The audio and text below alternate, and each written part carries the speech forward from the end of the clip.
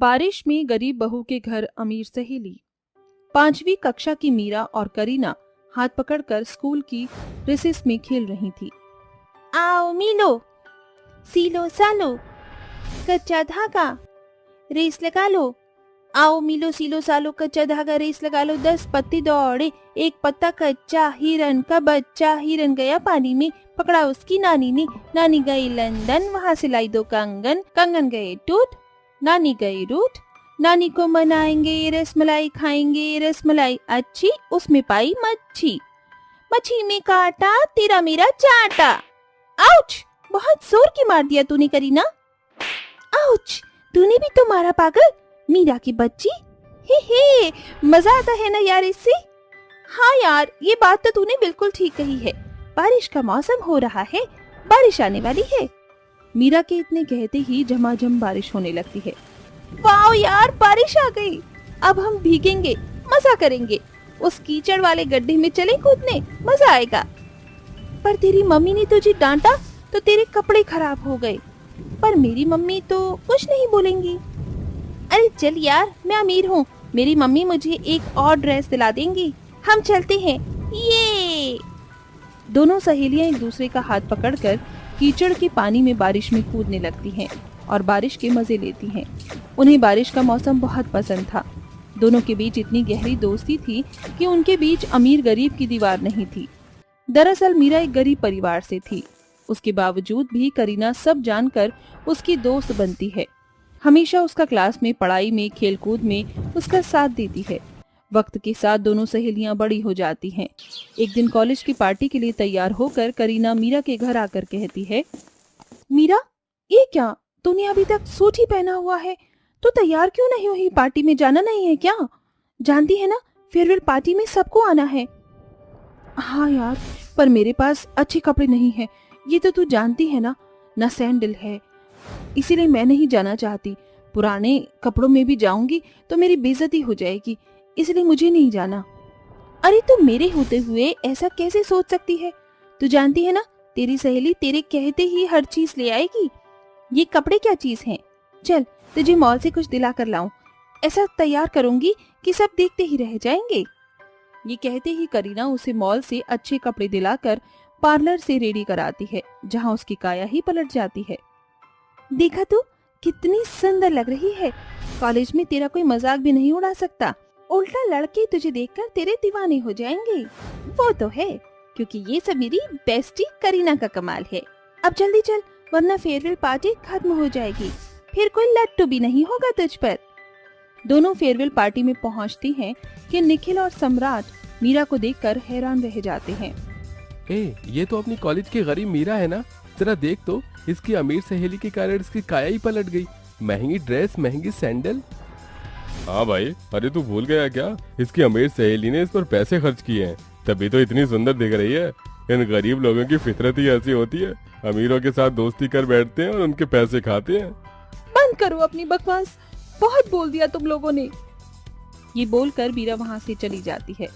ये देखकर करीना को बहुत गुस्सा आता है और वो उन दोनों को सबक सिखाती है, जिसके बाद वो दोनों माफी मांगकर पार्टी से चले जाते हैं और करीना मीरा भी पार्टी को एंजॉय करते हैं।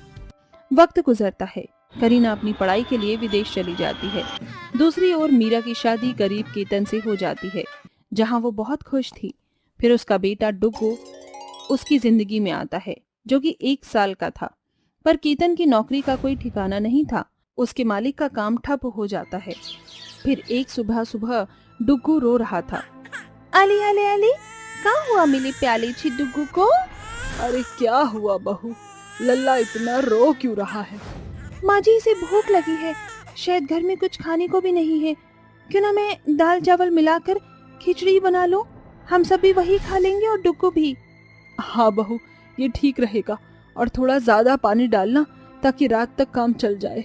माँ, मुझे माफ कर दो, मैं घर का खर्चा सही से चला नहीं पा रहा, आपकी दवाई नहीं आ पा रही, और अब तो डुग्गू भी थोड़ा बहुत खाने लग गया।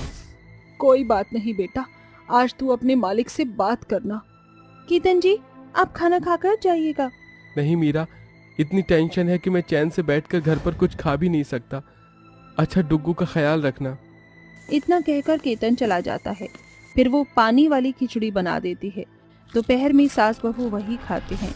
खाते वक्त अचानक से मौसम बिगड़ जाता है और तेज बारिश होने लगती है, जिसके कारण उनके घर की छत से पानी टप टप करने लगता है और पानी मनोरमा की थाली में पड़ जाता है। हे भगवान, ये कैसे दिन देखने पड़ रहे हैं कि चैन से खाना भी नसीब नहीं हो रहा। अब बरसात की बूंदें हमें परेशान करेंगी। गरीबी से तो तंग ही हो गए हैं।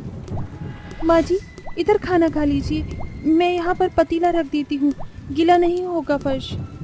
शाम को केतन घर पर वापस आता है तो जगह जगह पतीले और बाल्टी रखा हुआ देखकर कहता है, ये क्या, अब हमें इस चीज से भी जूझना पड़ेगा।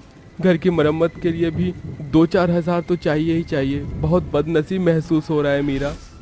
केतन, आप परेशान मत हो, बस कुछ दिन की कठिनाई है ये। घर में पैसे नहीं थे, मालिक से बहुत बोला, तब जाकर उन्होंने मुझे 100 रुपए दिए हैं। अब तुम देख लो इसका क्या करना है। कल सामान ले आऊंगी, फिलहाल आप खाना खा लीजिए। इसके बाद सब बैठकर खाना खाते हैं और जमीन पर सो जाते हैं। अगले दिन केतन उठकर देखता है तो उसकी नजर खिड़की से बाहर जाती है, जहां सारी सड़क पर पानी भर गया था। तभी एक गाड़ी उसके घर के सामने रुकी, जिसमें से छाता पकड़ा हुआ एक ड्राइवर, हाथों में सामान लिए हुए एक महिला जिसने चश्मा लगाया हुआ था, उसके साथ करीना के घर के अंदर आती है। मीरा, मीरा कहाँ है तू? करीना, तू अचानक, वो भी इतनी बारिश में कैसे आना हुआ? तेरी बहुत याद आ रही थी। मैं किसी काम से यहाँ से गुजर रही थी, फिर याद आया तेरा घर भी यहीं पड़ता है, तो मैं मुकेश को लेकर यहीं आ गई। ये देख कितने सारे तोहफे लेकर आई हूँ तेरे लिए, और तेरा बेटा भी है ना, ला इसे मुझे गोद में दे। डुक्कू मौसी को हेलो बोलो। बहुत ही प्यारा बच्चा है। पूरे 6 साल बाद मिल रहे हैं ना हम।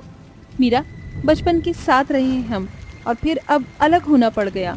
अरे ये क्या, बारिश का पानी थोड़ा थोड़ा तुम्हारे घर में आ गया है। मुझे लगता है करीना, हमें चलना चाहिए। खामखा तुम्हारी दोस्त परेशान हो जाएगी। अरे नहीं नहीं बेटा, ऐसा मत सोचो, बल्कि हमें तो बहुत खुशी है। बहू, जरा कुर्सी लेकर आ, क्योंकि जमीन पर काफी पानी है। हमें अपनी सेवा करने का मौका तो दो। माँ जी, केतन जी, आप थोड़ा सा यहाँ संभालिए, मैं बाहर से कुछ लेकर आती हूँ। तभी मीरा बरसात में सर पर पन्नी रखकर भरी सड़क पर धीरे धीरे दुकान की तरफ जाती है और हलवाई वाले से समोसे, कोल्ड ड्रिंक लेकर आ जाती है, जिसे वो अपनी अमीर सहेली और उसके पति के सामने रखती है। करीना, तू तो जानती है हमें बारिश का मौसम कितना पसंद था। देख, मैं तेरे लिए गर्मा गर्म समोसे लाई हूँ, और जीजू आपके लिए भी। खाइए। हम खा लेंगे।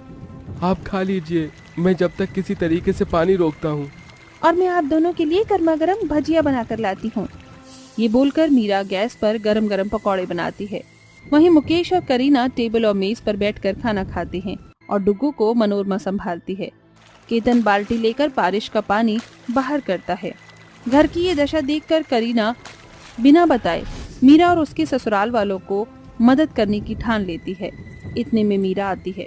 ये लीजिए, आप दोनों के लिए गर्मा गर्म भजिया तैयार हैं, वो भी हरी चटनी के साथ। खा लीजिए। अच्छा मीरा, मेरी एक बात सुनेगी? मेरी सास यहाँ पर नहीं है और यहाँ बारिश भी बहुत है, तो क्यों ना आप सब लोग कुछ दिन के लिए मेरे घर पर आ जाओ। इतने में बारिश का पानी भी सूख जाएगा और मैं डुग्गू के साथ खेल भी लूंगी। अरे केतन भाई साहब, मेरे ऑफिस में एक एम्प्लॉय की जगह कम हो गई है, तो क्या आप आ जाओगे? मुझे आप जैसा भरोसेमंद आदमी चाहिए। सच में आपको अपनी कंपनी में ज़रूरत है तो मैं आपका सुझाव स्वीकार करता हूँ। जब तक मैं भी इस घर की मरम्मत करवा लूँगा, बारिश के पानी से खराब हो गया है। हाँ हाँ बिल्कुल जीजू। मीरा, आजा बैठ जा, तू भी मेरे साथ चाय पकौड़े खाकर बातें करना। हाँ हाँ बिल्कुल। ये सुनकर दोनों सहेली खूब एक दूसरे से बहुत देर तक बातें करती हैं। बारिश का बहाव भी कम हो जाता है और कुछ दिनों बाद करीना अपनी गरीब सहेली के परिवार को अपने घर पर रखती है। इतने में उसके घर की मरम्मत हो जाती है और केतन मुकेश की कंपनी में काम करके अपने घर की परिस्थिति धीरे धीरे बेहतर कर लेता है और वो सब खुशी खुशी रहने लगते।